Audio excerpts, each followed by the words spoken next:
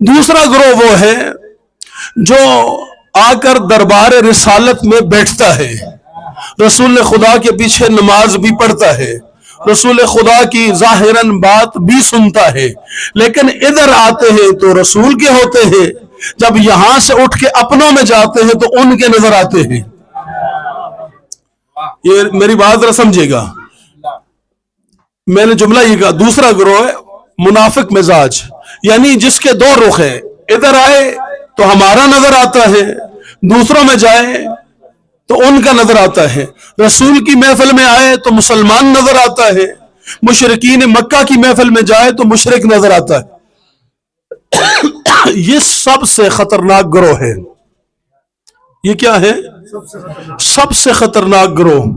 قرآن مجید میں اللہ نے کہا کہ جہنم کے 7 طبقے ہیں، اور جب جو سب سے نچلا طبقہ ہے نا، سب سے آخری طبقہ، کافر اوپر ہوگا، مشرک اوپر ہوگا، لیکن منافق سب سے نچلے طبقے میں ہوگا۔ اتنا خطرناک ہے منافق، خدا کی قسم لوگ پہچانتے ہی نہیں تھے۔ اللہ چونکہ اللہ ہے نا، اس نے کہا میں ان کی پہچان کرواؤں گا۔ مدینہ منورہ میں ایک 75 شیعہ سنی تمام مسالک کے ہاں جس کو منافق مانا جاتا ہے، ایسا منافق جس کا نام تھا عبداللہ بن ابی سلول، نام ذہن میں آ گیا؟ ایسا منافق، یہ شخص ایک دن مسجد میں نہیں آیا نماز پڑھنے کے لیے۔ ایک دن گزرا، دوسرا دن، تیسرا دن جب گزرا تو رسول خدا نے پوچھا فلاں شخص نماز کے لیے نہیں آ رہا۔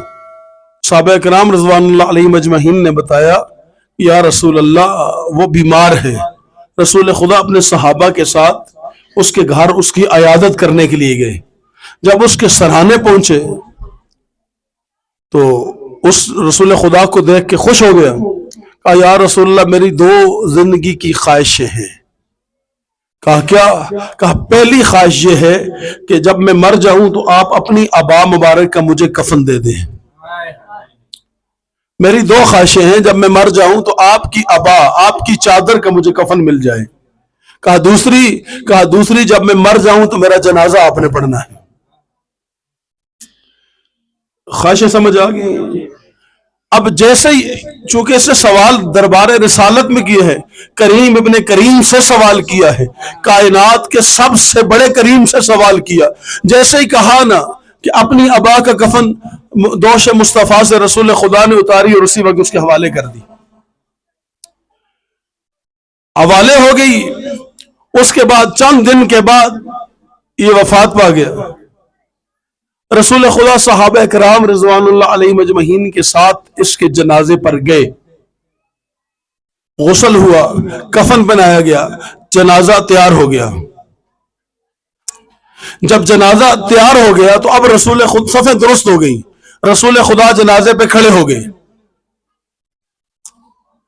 جیسے ہی رسول خدا اللہ اکبر کہنے ہی والے تھے کہ اتنے میں رسول خاموش تھے، خدا بول پڑا۔ مجمع میرے ساتھ نہیں ہے، میں نے جملہ ہی کہا، رسول خاموش تھے، خدا بول پڑا۔ فرمایا جبرائیل کا جی رب جلیل، کہا جلدی کر وحی لے کر جا۔ سورہ مبارکہ توبہ ہے، آیت کا نمبر ہے 84، ذہن میں بیٹھ گیا؟ جبرائیل جلدی کر وحی لے کر جا اور جا کر میرے محبوب کو پیغام سنا، لا تصلی علی احد منہم مات ابدا، میرے محبوب ان منافقوں میں سے کوئی بھی مر جائے خبردار ان کا جنازہ نہیں پڑھانا۔ یہ قرآن کی آیت پڑھی، حدیث نہیں پڑھی، ان منافقوں میں سے کوئی بھی مر جائے، لا تصلی علی احد منہم مات ابدا، کبھی بھی ان منافقوں میں سے کوئی مرے ان کا جنازہ نہیں پڑھانا۔ ولا تقم فی قبرہ، خبردار ان منافقوں کی قبر کے اوپر کھڑا بھی نہیں ہونا۔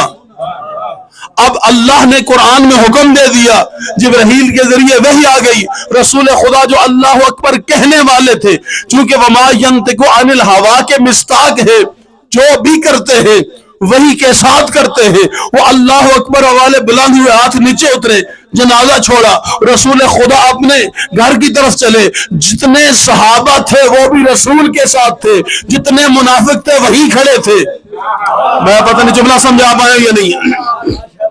جتنے صحابہ تھے وہ سارے کے سارے رسول کے ساتھ چل پڑے، جتنے منافق تھے اس کے ساتھی تھے، وہ سارے کے سارے وہیں کھڑے رہے۔ سامعین محترم، اب خداوند عالم نے رسول اللہ کی زندگی میں ایک تقسیم کرا دی، اگر قیامت تک تمہیں مومن اور منافق کی پہچان نظر نہ کر سکو، صحابہ اور منافقین کی پہچان تمہیں نہ ہو سکے، تو عبداللہ بن ابی سلول کا تاریخ میں جنازہ دیکھ لینا، جو اس کے جنازے میں نظر آئے اسے منافق کہتے ہیں، جو رسول کے ساتھ جنازہ چھوڑ کے چلا جائے اسے رسول کا عاشق صحابی کہتے ہیں۔ بات پہنچ گئی؟ اب رسول خدا جنازہ تو چھوڑ دیا، چل پڑے، جا رہے ہیں، جاتے جاتے کسی صحابی نے کہا یا رسول اللہ، وہ آپ نے کفن کے لیے اپنی عبا بھی دی تھی۔ بہت بڑا جملہ ہے، یا رسول اللہ وہ آپ نے اپنی چادر بھی اس کو کفن کے لیے دی تھی، کیا آپ کی چادر اسے کوئی فائدہ دے گی؟ وہ جو چادر آپ نے اسے دی تھی کفن کے لیے، وہ تو اس کے بدن کے ساتھ ہے، کیا وہ چادر اس کو کوئی فائدہ دے گی؟ رسول خدا مسکرائے، فرمایا جس کے دل میں محمد نہ ہو اسے محمد کی چادر کوئی فائدہ نہیں دیتی۔ وہ جو ہے نا سامعین محترم، یہ ہے منافق مزاج، یعنی جب رسول کے پاس آتے ہیں تو اور ہوتے ہیں۔ ان کی دو پہچانیں ہیں، ایک پہچان قرآن نے بتائی ہے، ایک پہچان حدیث نے بتائی ہے۔ اگر آپ کی مرضی ہے تو میں دونوں آپ کے سامنے، قرآن نے جو پہچان بتائی ہے وہ یہ ہے کہ جب بھی انہیں نماز کا کہا جاتا ہے یہ نماز میں کامو کسالہ، یہ نماز میں سستی کرتے ہیں۔ جو بھی نماز میں سستی کرے قرآن کی زبان میں اسے منافق کہا جاتا ہے، اور جو نہ پڑھے اسے مشرک کہا جاتا ہے۔ یہ قرآن کی بات کر رہا ہوں، یا ایھا الذین آمنو، اے ایمان والو، اقیموا الصلاۃ ولا تکونوا من المشرکین، نماز قائم کرو تاکہ تم مشرکین میں سے نہ ہو۔ یعنی اس کا مطلب ہے مشرک اور مومن کا جو فرق ہے وہ نماز ہے۔ اب نماز قائم تو کر رہا ہے لیکن سستی کے ساتھ۔ جاگیے کہ میں نے پہلے کہا ہے نا، میں ایک حدیث سے ایک قرآن کی آیت سے دو پہچانے منافق کی بتا کے گزر جاؤں گا۔ سامعین محترم، ایک کہا جو نہیں پڑھتا وہ کیا ہے؟ قرآن کی زبان میں اسے مشرک کہا جاتا ہے۔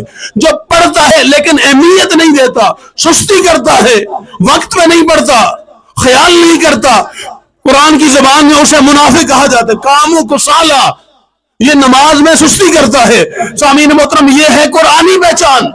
اور ایک پہچان محبوب خدا سید الانبیاء ختم الرسول صلی اللہ علیہ وآلہ وسلم کی زندگی میں صحابہ کرام کے لیے جب مشکل پیش آ جاتی تھی کہ پہچان نہیں پاتے تھے کون مومن ہے کون منافق ہے، پھر رسول خدا سے پوچھتے تھے یا رسول اللہ کیسے پہچانے؟ رسول خدا فرماتے تھے ان کے سامنے علی کا ذکر چھوڑ دو، چہرہ بتا دے گا مومن ہے یا منافق ہے۔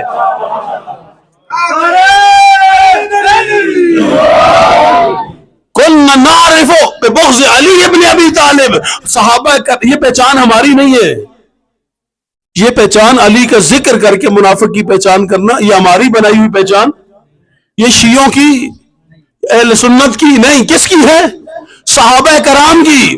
یعنی صحابہ کرام کو نسخہ دیا تھا رسول نے کہ اگر اپنی صفوں میں نہ سمجھ آئے کون اپنا ہے کون پرایا ہے تو بس اس کے سامنے علی کا ذکر چھیڑ لینا۔